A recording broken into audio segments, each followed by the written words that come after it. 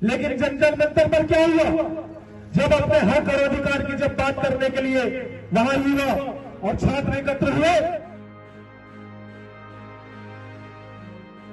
तो ये तानाशाही सरकार, ये हिटलरशाही सरकार उन छात्रों पर, उन नाबालिग बच्चों पर, उन छोटी छोटी बच्चियों पर वो लाठीचार्ज करा रहे थे, वो देश के आंसू का गोला फेंक रहे थे।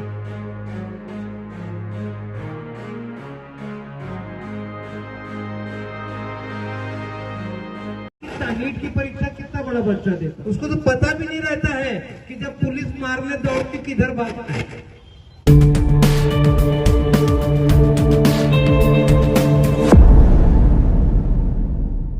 कांग्रेस सांसदों, वरिष्ठ नेताओं एवं छात्रों पर भाजपा सरकार एवं दिल्ली पुलिस द्वारा की गई बर्बर अलोकतांत्रिक एवं दमनात्मक कार्यवाही लोकतांत्रिक मूल्यों एवं भारतीय संविधान की भावना के प्रतिकूल है। मध्य प्रदेश के हालात आप सब लोगों से छुपे नहीं, कोतमा अनूपपुर जिले के हालात किसी से छुपे हुए नहीं है। यहाँ के जो विधायक, जो मंत्री भी हैं, उनके जो कुकर्म है वो भी छुपे हुए नहीं है कि किस तरीके से वो राजस्व विभाग को, किस तरीके से पुलिस विभाग को मैदान देकर के उनको झूठ लूटने के लिए और जनता को प्रताड़ित करने के लिए छोड़ रखा है। अभी हमारे कोषाध्यक्ष जी चर्चा कर रहे थे बिजली की उस घटना की, वो भी एक छात्रा थी, एक नाबालिग वो छात्र भी था। वो छात्रा के साथ में दुराचार अनाचार हुआ, उस मामले को दबाने के लिए वो जो एक गवाही था, उस नाबालिग बच्चे को भी मार दिया गया, वो भी हमारे क्षेत्र के छात्र ही थे। तो आप लोग देख रहे हैं कि कोतमा से लेकर के भोपाल और भोपाल से लेकर के दिल्ली तक एक जैसे हालात हैं। अभी बार बार जब पेपर लीक हो रहे हैं तो छात्र परेशान होकर के जंतर मंतर में बैठे।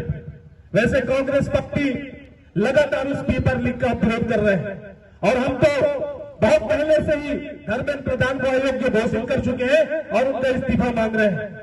लेकिन ये नकारा और निकम्मी सरकार, ये अडानी और अंबानी की सरकार और वो अडानी अंबानी का नौकर नरेंद्र मोदी किसी को न बर्खास्त करना चाहता है और न किसी को हटाना चाहता है। वो सरकार अपना हिस्सा लेकर के अपने पूंजीपतियों साथियों को इस देश की पूरी तिजोरी को सौंप करके आराम से विदेश घूमने चला जाता है।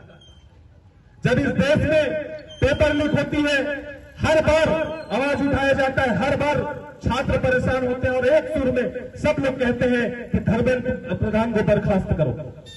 एक नहीं 1000 बार ये मांगे उठ चुकी है, सदन के अंदर भी और सड़कों पर भी 152 बार पेपर लीक हो चुका है, लेकिन उसके बावजूद सरकार के कान में जू नहीं रेंग रही। आज जब सरकार के इस तंत्र से, इस तानाशाही से जब देश का युवा, देश का छात्र और जैन जब परेशान हुआ, तब वो जंतर मंतर पर एकत्रित हुए। लेकिन जंतर मंतर पर क्या हुआ? जब अपने हक और अधिकार की जब बात करने के लिए वहां युवा और छात्र एकत्र हुए, तो ये तानाशाही सरकार, ये हिटलरशाही सरकार उन छात्रों पर, उन नाबालिग बच्चों पर, उन छोटी छोटी बच्चियों पर वो लाठीचार्ज करा रहे थे, वो देश के आंसू का गोला फेंक रहे थे। आप सब लोगों ने देखा है कि किस तरीके से बाल पकड़ पकड़ के बच्चों के खींचे गए, किस तरीके से उनके साथ बर्बरता की जा रही थी। पुलिस के ड्रेस में कुछ ऐसे लोग भी वहां पर घूम रहे थे जिनको पूरे देश ने देखा है। और लोग पूछ रहे हैं, आज भी वही सवाल है, आज इस गांधी चौक कोतमा से हम अमित शाह और नरेंद्र मोदी से पूछना चाहते हैं कि अमित शाह जी, गृह मंत्रालय आपके पास है, पुलिस की व्यवस्था आपके पास है, कानून व्यवस्था आपके पास है, उन बच्चों को मारने वाले वो बेगान यूनिफॉर्म में अनधिकृत लोग वो कौन है? ये जवाब आपको देना पड़ेगा। और वो जवाब मांगने के लिए आज पूरा देश खड़ा हो चुका है। लेकिन आप वो जवाब देने के बजाय गोल गोल बातें करते हो, आप गुमराह करते हो। एक नारा लग रहा था कि जब जब मोदी डरता है, नहीं, पुलिस को आगे नहीं करता है। अब वो नारा बदल चुका है।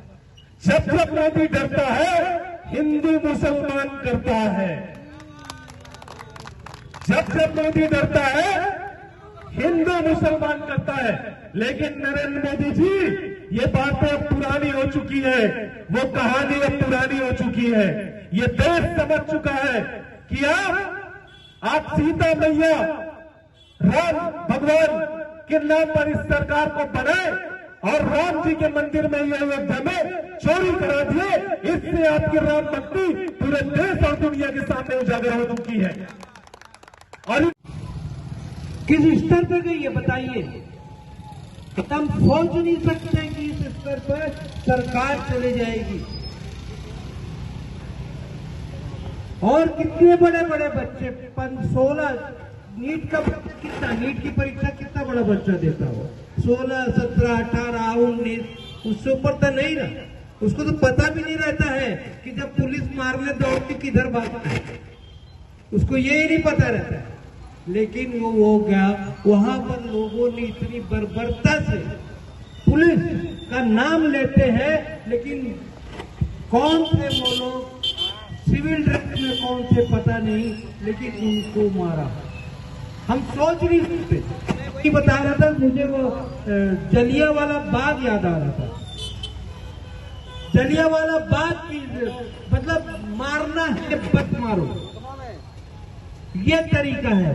इस सरकार का ये तरीका है, उसको ये सोच नहीं है कि हम क्या कर रहे हैं। हम इस देश के प्रधानमंत्री हैं, हम इस देश के लोगों के लिए काम करते हैं, और हम अपने क्या कर रहे हैं? अपने बच्चों को मार रहे हैं। आप बच्चों के साथ, हमारे जैसे नौजवान, मतलब हम तो जो नौजवान लोग हैं उनके साथ आप कुछ करो। एक नौजवान 20-21 साल जो परीक्षा देना चाहता है, उसके साथ आप बदतमीजी कर रहे हैं। और बदतमीजी भी ऐसी कि हमको पता नहीं कौन मार रहा है। पुलिस वाले मार नहीं रहे तो मार कौन रहा है भाई? क्या हो रहा है इस देश में? इस देश का क्या होगा? इस देश में कभी कोई क्या करेंगे हम? मतलब क्या हो रहा है? कोई न्याय आएगा कभी? अन्याय की दौर, मतलब ऐसे मारे हैं बच्चों को कि आप सोच नहीं सकते। नौजवान लड़का है 18 साल का, 19 साल का, उसको पीट रहे हैं, कुछ तो मर भी गए उसमें। मेरा कहने का मतलब ये है कि बातें तो सब कोई कर रहे हैं, मैं भी कर रहा हूं, आगे भी करते रहेंगे, लेकिन हमको इसके लिए कुछ करना पड़ेगा। हमको इसके लिए लड़ना पड़ेगा। इस देश को बताना पड़ेगा कि आप जो चाहते हैं वो नहीं कर सकते। आप जो चाहते हैं, जो करना चाहते हैं, वो नहीं कर सकते। ये प्रजातंत्र है। अगर हम गलती करते हैं तो हमारी गलती, आप गलती करते हैं तो सबसे बड़ी गलती है, क्योंकि आप इस देश को चलाते हो। आप यहाँ पर गलती नहीं कर सकते। आप सबको इस चीज के लिए, एक चीज और बोलना चाहता था कि हम कम दिख रहे होंगे सबके यहाँ पर, लेकिन हमारी आवाज हर जगह जा रही और हर आदमी इस बात के लिए सहमत है। आपको एक राहुल गांधी जी का बता देता हूँ। राहुल गांधी जी जब आ रहे थे, जो पुलिस वाले को पकड़ रहे थे, जो पुलिस वाले उनको संभाल रहे थे, वो धीरे से राहुल गांधी जी क्या बोलते हैं आपको मालूम है? वो बोलते हैं सरकार बदल दीजिए साहब।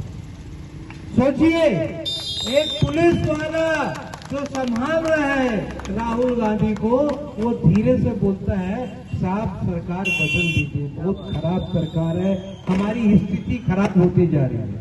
हम इस स्थिति में, कोई आपके सामने इसलिए बोल रहा हूँ कि आपके सामने बहुत सारे लोग आके यहाँ पर कुछ बोलने वाले नहीं है, लेकिन मना स्थिति क्या है? एक पुलिस वाले से आप सकते हैं जिसका काम ही है आदेश का पालन करना। उसको खराब लगे चाहे अच्छा लगे, जो आदेश उसको मिला वो काम करेगा। वो भी बोल रहा है राहुल गांधी के चेहरे पे कि इस सरकार को बदल दीजिए साहब, इस सरकार को बदल दीजिए, हम इस पे नहीं रह सकते। तो मेरे भाइयों, आपने मुझे यहाँ पर बुलाया, बोलने का मौका दिया और बहुत साल बाद दिया। एक आध बार ठीक है, आगे मिलता रहेगा, मुझे ऐसा पूरी उम्मीद है। और स्पेशली जेपी श्रीवास्तव जी हमारे कोषाध्यक्ष हैं, तो बाकी कोष का भी इंतजाम करते हैं, तो हैं